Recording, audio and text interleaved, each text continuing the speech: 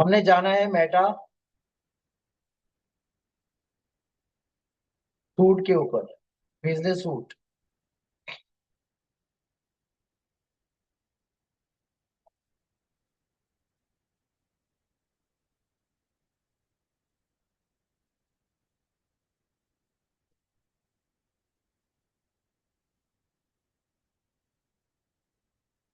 ये फेसबुक का जो नया बिजनेस सूट है, उसका नाम इन्होंने रखा है मेटा बिजनेस सूट। यहीं से हम सारा अपना काम जो है वो मॉनिटर करते हैं और यहीं से सारा मैनेज करते हैं।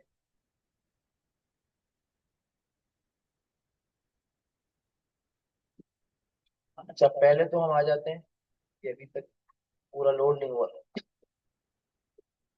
जब ये पूरा लोड हो जाएगा तो यहाँ साइड के पैनल भी ऑन हो जाएंगे।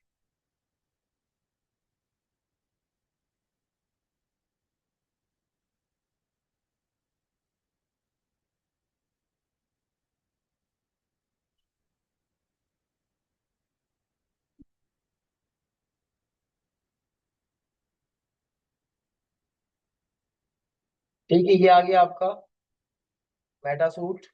और इसको आपने फेसबुक के अकाउंट से लॉग इन करना है।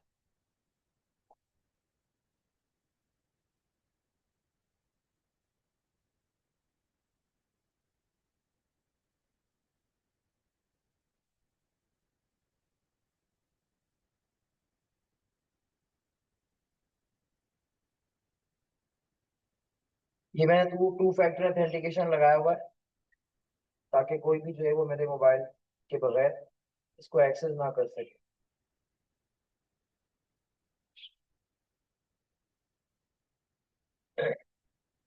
तो ये कोड लिखने से पहले मैं जरा वीडियो रोक दूं।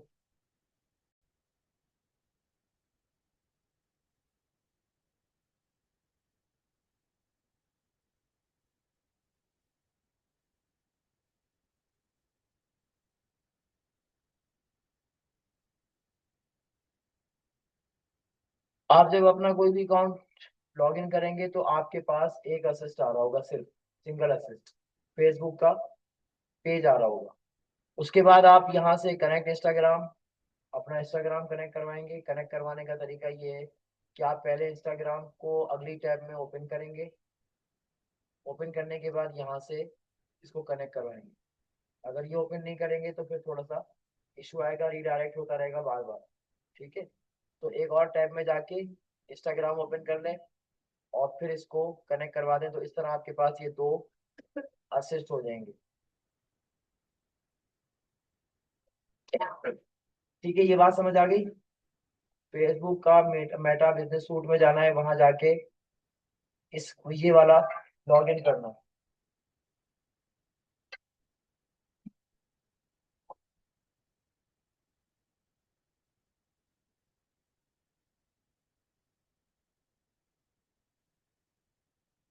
ठीक। हेलो।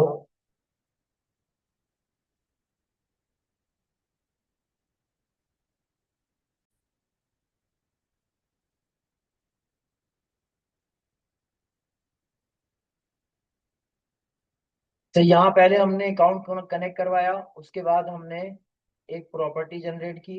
उस प्रॉपर्टी के बाद उसमें असेस कनेक्ट करवा दिए। ठीक है, ये काम हो गया। अच्छा, व्हाट्सएप भी इसी से कनेक्ट होगा आपका। ये ऑल टूल्स हैं।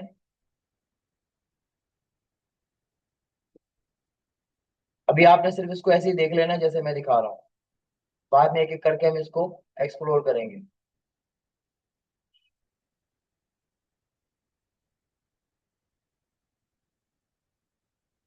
ये देखिए, यहाँ पर आ रहा है add a WhatsApp button.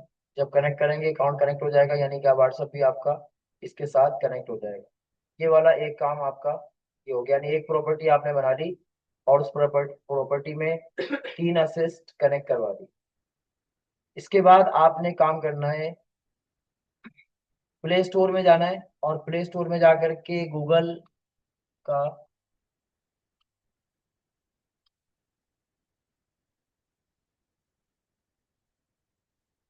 Ads open करवाना है। ये वाला आएगा। ठीक है,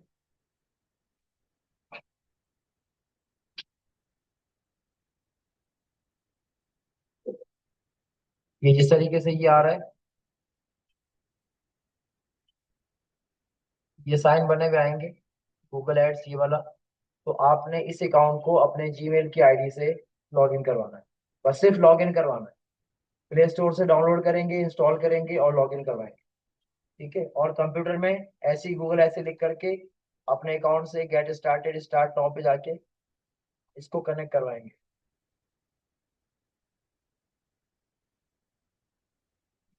समझ आ गई बात? दूसरा काम आपने ये करना है। तीसरा काम, ये था गूगल एड्स। अब आपने एडसेंस पर जाना है और उसको वैसे ही प्ले स्टोर से डाउनलोड करना है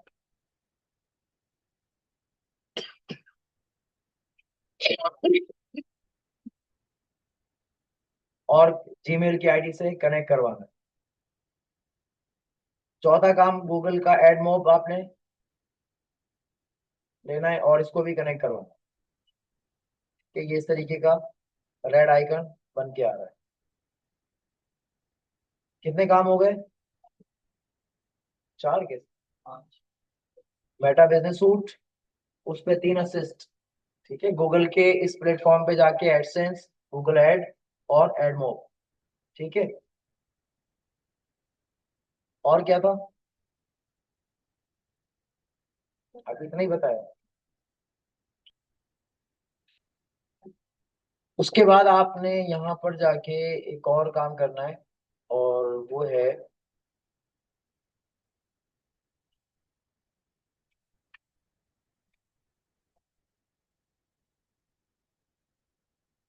एनालिस्टिक, गूगल एनालिस्टिक्स। ठीक है, ये इस तरीके का आइकन बन के आएगा प्ले स्टोर पे। उसको भी डाउनलोड करना है, इंस्टॉल करना है और अकाउंट से कनेक्ट करना है अपने। और मोबाइल इसमें कंप्यूटर में भी गूगल एनालिस्टिक पे जाना है और जाके इसको कनेक्ट करवाना है। उसके साथ साथ ये गूगल एनालिस्टिक 4 पे जाके इसको भी कनेक्ट करवाना है। ठीक है, एनालिस्टिक में दो वाले काम करने हैं, एक एनालिस्टिक 3 है ये, और ये एनालिस्टिक 4 है। पास्ट टाइम और एनालिस्टिक 4 इस टाइप का लिखा हुआ आता है। इससे होगा क्या? गूगल एनालिस्टिक जो है वो आपके सारे अकाउंट्स को आपस में कनेक्ट करता है और उसकी रिपोर्ट जनरेट करवाता है। ये कैसे करवाता है वो हम आगे चल करके किसी और क्लास में इसको देखेंगे। अच्छा, ये गूगल का जो है ना, ये हो गया एनालिस्टिक 4। इसके बाद आपने एक और काम करना है, और वो करना है गूगल का टैग मैनेजर।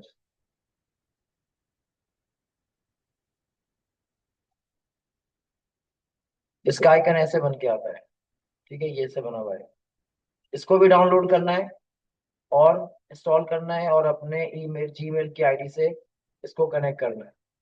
मोबाइल में इंस्टॉल होकर कनेक्ट होगा और कंप्यूटर में डायरेक्ट ओपन होकर कनेक्ट हो जाएगा।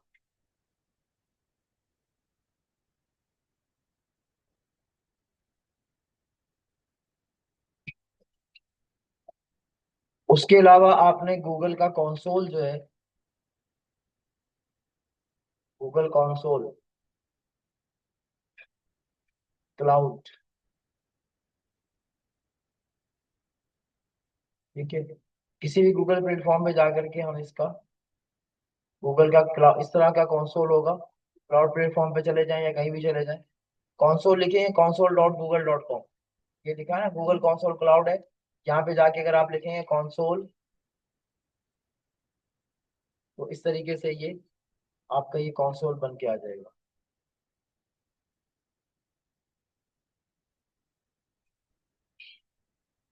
तो यहाँ भी आपने अपने अकाउंट से इसको कनेक्ट करवाना है।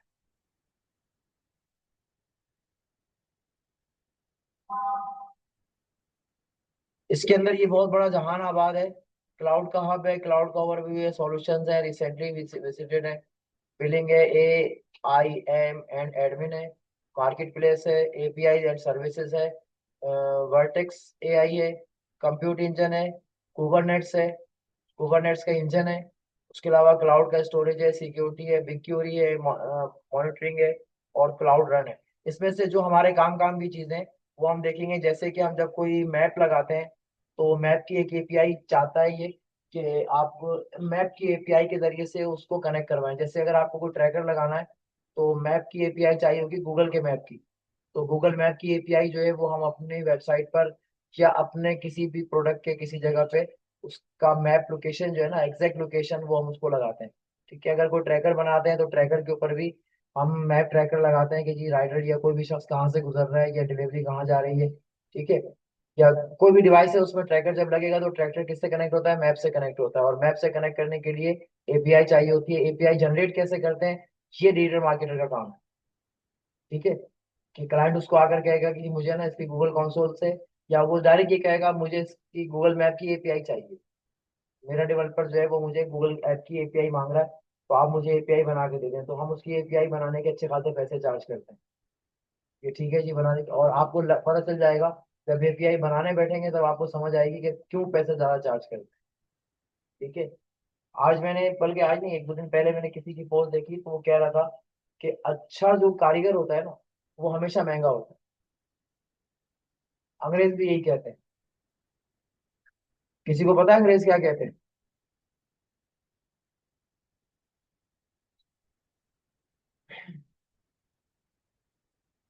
नहीं पता? अभी तो बताया कि अच्छा कारीगर जो होता है, प्रोफेशनल जो होता है, हमेशा महंग, क्या खा रहे हैं आप? प्रोफेशनल हमेशा महंगे होते हैं। जिसको काम नहीं आता है वो तो बस जैसे तैसे कर देगा, और जिसको काम आता है उसको पता है कि काम करने में कितना वक्त लग रहा है। मुझे तो लग रहा है आपके मुंह में कुछ है। जितना काम आता है उसी हिसाब से वो पैसे चार्ज करता है कि जी मुझे पता है मुझे कितना काम करना है, कितना टाइम लगेगा, और कितना मेरी एक्सपर्टीज लगेगी, कितना मेरा दिमाग खर्च होगा। उसी हिसाब से वो पैसे चार्ज करता है। और जिसको काम नहीं आता वो तो समझता है कि बस यूं ही है। फूड पांडा की ऐप पे किसी ने बटन दबाया और दिख रहा है कि जी राइडर कहाँ पहुंचा, खाना यहाँ तक पहुंच गया है, बस वो इतना ही देख रहा है, उसको समझ में आता है, बस बटन दबाया और खाना दिख रहा है कहाँ आ रहा है।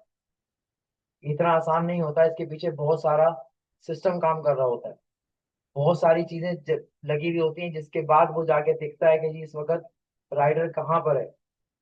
वो लिखता है ना, खाना आपके दरवाजे पे पहुंच गया। तो इसके पीछे पूरा एक जाल है, नेट इसका, डाटा का, जो कनेक्ट हुआ हुआ होता है, जिसके बाद वो रिपोर्ट आ रही होती है कि जी खाना दरवाजे पे पहुंच गया। ऑर्डर करने के बाद कितनी देर में पहुंचेगा, टाइम कैलकुलेशन, ये सारा कुछ जो है ये मैप की एपीआई से कनेक्ट होता है।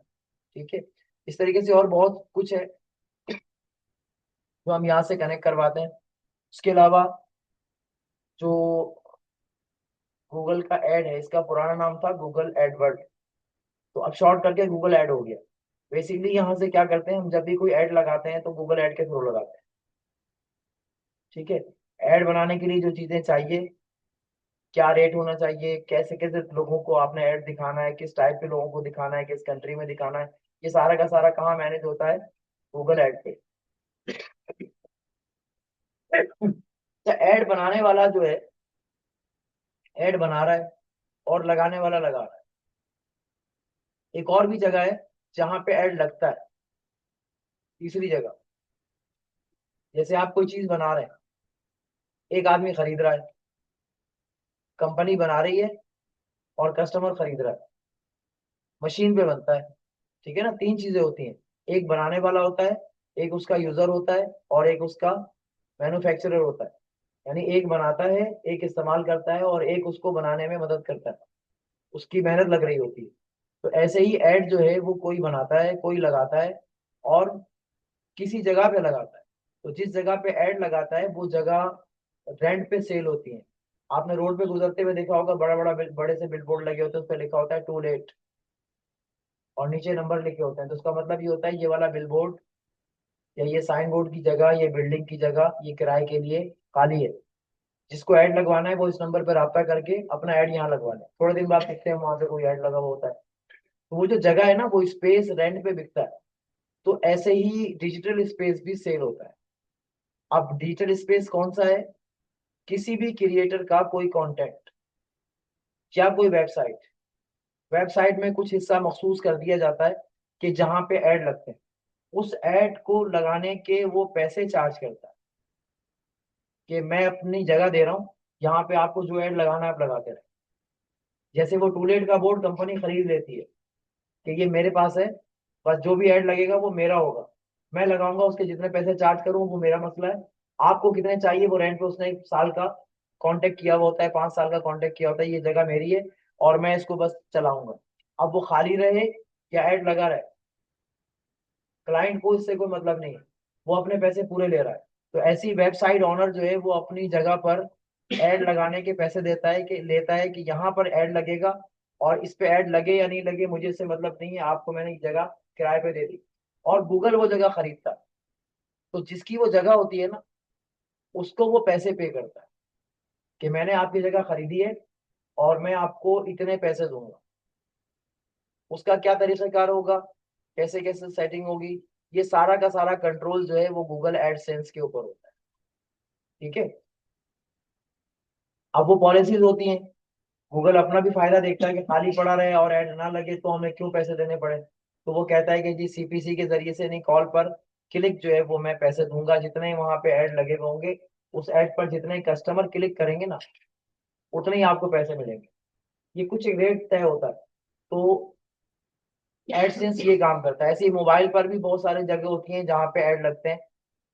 आप कोई भी मोबाइल की ऐप खोलें, कुछ भी खोलें, मोबाइल खोलें, तो कहीं ना कहीं ऐड आ रहा होता है। तो वो जो ऐड आ रहे होते हैं ना, वो ऐड मोब के जरिए से आ रहे होते हैं।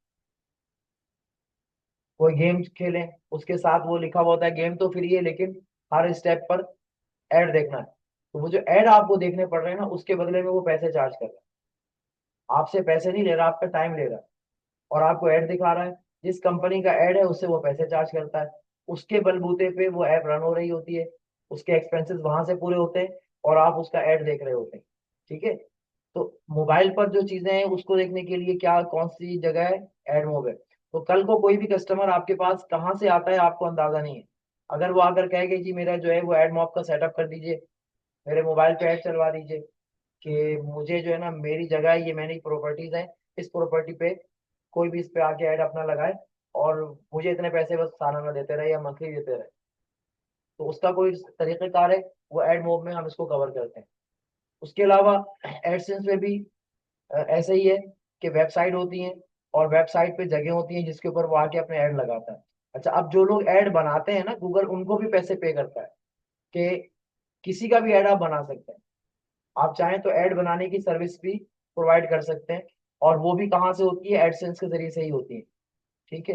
या गूगल एड के कंपेन मैनेजर से आप उसको कंपेन भी बना सकते हैं। डिफरेंट वेज हैं, डिफरेंट तरीकेकार हैं, आप कहीं से भी काम कर सकते हैं, लेकिन ऐड बनाने के पैसे भी आपको मिलते हैं।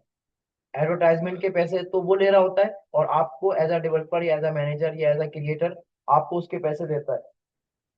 यूट्यूब ने अपना प्लेटफॉर्म बनाया वीडियो का,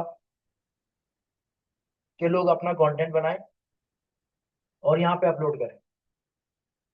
अब उसके कंटेंट के ऊपर वो बीच बीच में अपने ऐड लगाता है। वो ऐड कहाँ से आते हैं, गूगल ऐड से आते हैं। ठीक है। हम गूगल ऐड से जाके ऐड रन करेंगे, उसको बताएंगे कि यूट्यूब पे ऐड लगाना है, वो उसके कुछ पैसे चार्ज करेगा, और जिसका अकाउंट पे लग रहा है ना, यानी जिसके चैनल पे लग रहा है, उसको वो पैसे पे करेगा। बीच में कुछ अपना हिस्सा रखेगा जिससे वो अपनी कंपनी रन कर सके। ठीक है, ये बात समझ आ गई। तो अब आपको हर जगह पे एक प्रॉपर्टी बनानी होगी, उस प्रॉपर्टी के साथ क्या करना होगा, कुछ असिस्ट कनेक्ट करवाने पड़ेंगे जहां पे आपकी एक्टिविटीज होंगी। अच्छा, अब उस असिस्ट के ऊपर लॉग इन करने के बाद कौन सा बंदा कितना एक्सेस रखता है, उसको ऑथ मैनेजर से हम जो है वो कंट्रोल करते हैं। तो हर प्रॉपर्टी में हमें और डिफाइन करना पड़ेगा, नहीं अथॉरिटी डिफाइन करनी पड़ेगी, और उस काम को ऑथ मैनेजर के जरिए से हम सॉल्व करते हैं। तो अब जब हम कोई असेस या कोई प्रॉपर्टी डिफाइन करते हैं, सबसे पहले तो हम क्या करेंगे, अपने पर्सनल अकाउंट से उस प्रॉपर्टी में अपने आप को एक्सेस देंगे एज अ ओनरशिप। पहले तो आप ओनर थे, आप एडिटर या एडमिनिस्ट्रेटर या सुपरवाइजर किसी भी एक रोल के ऊपर आप खुद को एक्सेस देंगे, ताकि आप अपने ही चैनल को जो है वो कंट्रोल कर सकें, उसके ऊपर चीजें लगाना और निकालने का काम कर सकें, ऐड डिलीट कर सकें। ठीक है, बात समझ आई। तो क्या क्या काम हो गए आपके पास, आप एक प्रॉपर्टी बनाएंगे, प्रॉपर्टी में असेस कनेक्ट करेंगे, असेस कनेक्ट करने के बाद उस पर ऑथेंटिकेशन देंगे कि जी राइट्स एंड रोल्स किस किस के हैं, कौन सा रोल है, कौन से राइट्स हैं, क्या क्या काम उसको अलाउ है। ये सारा हम एक एक करके अगली क्लासों में कवर करेंगे। अभी सिर्फ आपका काम अकाउंट्स क्रिएट करने हैं, ठीक है, अकाउंट्स को आपस में कनेक्ट करवाना है, ताकि आप बाद में ये नहीं बोलेंगे सर मेरा अकाउंट कनेक्ट नहीं हो रहा और ये नहीं हो रहा। ठीक है, अभी सिर्फ इसलिए मैंने पूरी एक क्लास में काम रखा है कि हम सिर्फ और सिर्फ अकाउंट्स को कनेक्ट कर रहे हैं। ये काम हो जाएगा, उसके बाद आपने जो गूगल कंसोल भी देख लेना है, इसके साथ साथ आपने एक और काम करना है, और वो करना है गूगल का ब्लॉगर। इस शक्ल का आएगा, ये पीले रंग का आइकन होगा, इसके ऊपर आपने जाना है, और इसको ये देखें यहाँ पे लिखा हुआ आ रहा है, ये रहा ब्लॉगर, blogger.com। इसके अलावा और बहुत सारे होंगे, वहां आपने नहीं जाना है। बस ये येलो वाला ऑरेंज टाइप का जो बी इस तरह टेढ़ा मेढ़ा बना हुआ है, ये ब्लॉगर है, इसको आपने जाना है। ये वेबसाइट है जहाँ पे आपको फ्री में अपनी वेबसाइट, अपना डाटा रखने की परमिशन गूगल आपको दे रहा है। ये गूगल साइट्स है असल में, इसका नाम पहले गूगल साइट था, बाद में गूगल ने इसका नाम ब्लॉगर रख दिया। आप यहाँ पे ब्लॉग्स बना सकते हैं, और कोई भी अपनी रिसर्च, कोई भी अपना आर्टिकल यहाँ पे रख के उसको मोनेटाइज करवा सकते हैं एडसेंस के जरिए से, और यहाँ से आप अर्निंग कर सकते हैं अगर आपके पास अपनी वेबसाइट नहीं है। और अगर अपनी वेबसाइट है तो कोई इशू नहीं है, फिर आप उस वेबसाइट से भी कर सकते हैं, ये भी एक अलग जरिया है, वो एक अलग तरीके का है। अगर दोनों जेब में पैसे रखे हो तो बुरी बात तो नहीं है ना। ठीक है, तो ये अलग अलग रास्ते हैं जहां जहां से आप अर्निंग कर सकें, थोड़ा थोड़ा मिला के बहुत ज्यादा हो जाता है। वेबसाइट के जरिए से जो अर्निंग होती है, वो नॉर्मली अगर एडसेंस आपका अप्रूव हो जाए, एडसेंस अप्रूव होने में कम से कम 6 महीने लगते हैं। 6 महीने आपकी वेबसाइट को हो जाए, उसके बाद एडसेंस अप्रूव होता है, और मजीद उसके साथ कुछ रूल्स एंड रेगुलेशन है, वो फॉलो करने के बाद आप की वेबसाइट अगर अप्रूव हो जाती है एडसेंस के लिए, तो गूगल उसको स्पेस अलॉट करता है, और वहां पे किसी का ऐड लगता है। जो ऐड क्रिएटर्स हैं उनके ऐड यहाँ पे आके लगते हैं, चाहे वो आप खुद भी हो। अगर आप गूगल ऐड से ऐड लगाएंगे तो वो आपकी अपनी वेबसाइट पे भी आके लग सकता है, ये कोई मसला नहीं है। ठीक है, खुद ही लग सकता है, आपको बताना नहीं पड़ेगा। गूगल खुद से उसको देखता है किस कैटेगरी का ऐड है, उस जगह पे जाके उसको लगा देता है। ठीक है, तो जब वो लगेगा, तो वेबसाइट के ऊपर जो अर्निंग होती है, वो अर्निंग मिनिमम, अगर प्रॉपरली आपका सारा ट्रैफिक और सब कुछ ठीक ठाक है, तो 8 से 10 लाख रुपए आराम से महीने के वेबसाइट के जरिए से अर्निंग हो जाए, मिनिमम, बगैर कोई काम के। सिर्फ वेबसाइट को मेंटेन रखना है, और उसके ऊपर ऐड रन होते रहेंगे, और आपको पैसे मिलते रहेंगे, ट्रैफिक आता रहेगा। उसके लिए कुछ टूल्स हैं, इस पे काम करना पड़ता है, लेकिन ये आसान तरीका है। इतना भी आसान नहीं जितना बता रहा हूँ, लेकिन एक आसान तरीका है अर्निंग का। दूसरे और मुश्किल कामों में से एक काम ये है कि जो आसानी से अर्निंग का रिसोर्स है, ऐसी एड मोब है, इस पे भी अर्निंग होती है, जो बाकी कामों के मुकाबले में थोड़ी सी आसान है। ठीक है, और जो बड़ी वेबसाइट होती हैं, जैसे आपकी अलीबाबा है, अली सन है, अली एक्सप्रेस है, दराज है, और हमारी वेब है, ठीक है, इस तरह की जो वेबसाइट्स हैं, तो इनकी जो अर्निंग का रेशो है ना, वो मेरे अंदाजे के मुताबिक, जहां तक मुझे याद है, गलत भी हो सकता है, आप वेरीफाई कर सकते हैं कि जी इस वाली वेबसाइट की डेली अर्निंग कितनी है। तो हमारी वेब की जो डेली अर्निंग है ना, वो तकरीबन 12 से 13 करोड़ रुपए पर डे है। 12-13 करोड़ एक दिन के। ठीक है, और अली एक जो है दराज शायद सेल हुई थी एक दफा, किसी ने खरीद ली थी, शॉपिफाई है। तो इस तरह की जो वेबसाइट है, इनकी अर्निंग जरूरत से ज्यादा है, आपकी सोच से बाहर है कि कितनी अर्निंग कर रहे होंगे। अच्छा, गूगल सबको प्लेटफॉर्म दे रहा है, इसकी अपनी वेबसाइट पर ऐड नहीं लग रहा होता है। गूगल अपनी साइट पे ऐड नहीं लगने देता है, क्यों? क्योंकि ये दूसरे रास्तों से कमा रहा है, अपनी साइट को नीट एंड क्लीन रखता है। देखा ना कितना साफ सुथरा पेज है इसका, कोई कचरा नहीं है, कुछ नहीं लिखा होता, बस खाली है गूगल, और बस, कितना आसान सा बनाया हुआ। ठीक है, तो ये सारे सारे अकाउंट आपने बनाने हैं, इनको अपने अकाउंट के साथ लिंक करना है। उसके अलावा आपने माइक्रोसॉफ्ट का अकाउंट बनाना है, और उसके अंदर जब आप ओपन करेंगे hotmail.com या कुछ microsoft.com लिख करके साइन अप करेंगे, तो इस तरह आ जाएगा। उसमें आपने जो है वो इस तरह का ऑप्शन आएगा, और यहाँ के क्रिएट वन आप करेंगे। जब क्रिएट वन करेंगे तो फिर आपका अकाउंट बनना शुरू हो जाएगा। यहाँ पे कोई यूनिक नाम रखें, और उसके साथ कोई भी @ लगा के hotmail.com या outlook.com कुछ भी लिख लें। जैसे मैं भी जो है वो,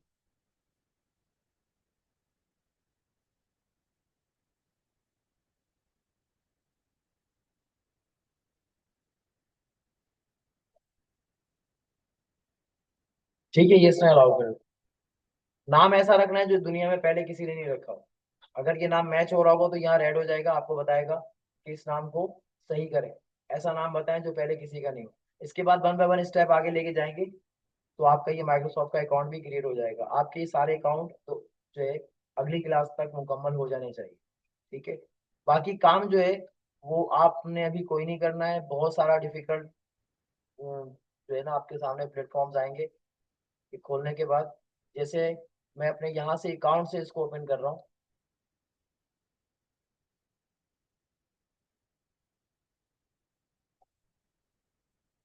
कि जैसे मैंने गूगल का एनालिस्टिक खोला,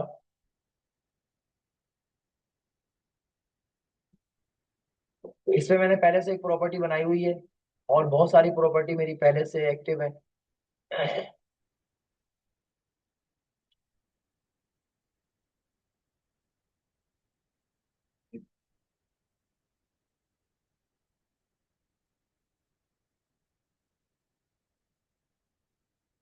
ये डाटा जरा ज्यादा होता है इसलिए थोड़ा सा सिंक्रोनाइज करता है। अब ये देखें सर, एक्टिव यूजर इस वक्त मेरी वेबसाइट के ऊपर 9, इवेंट 61 काउंट हुए हुए, न्यू यूजर 9 है।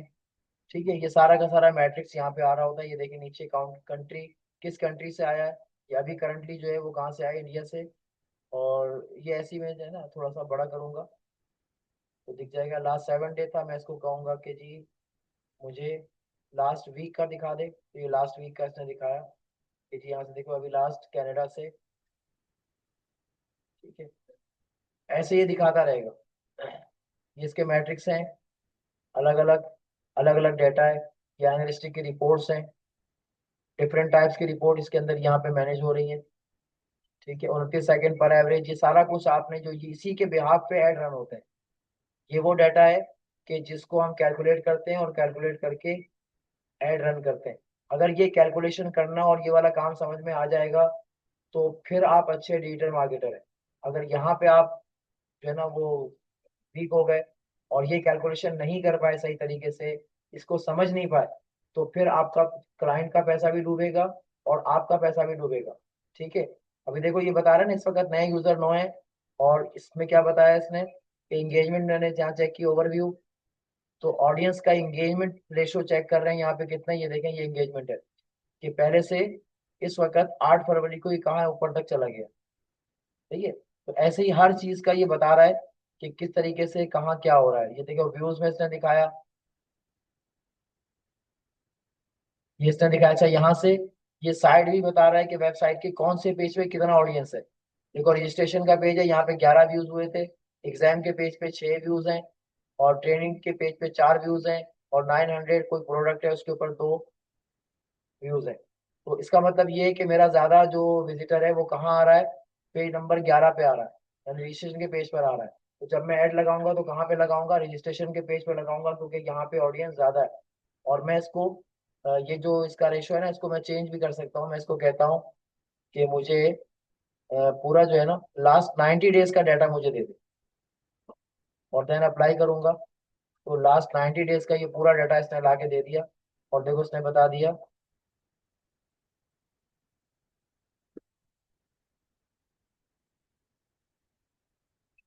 कि ये,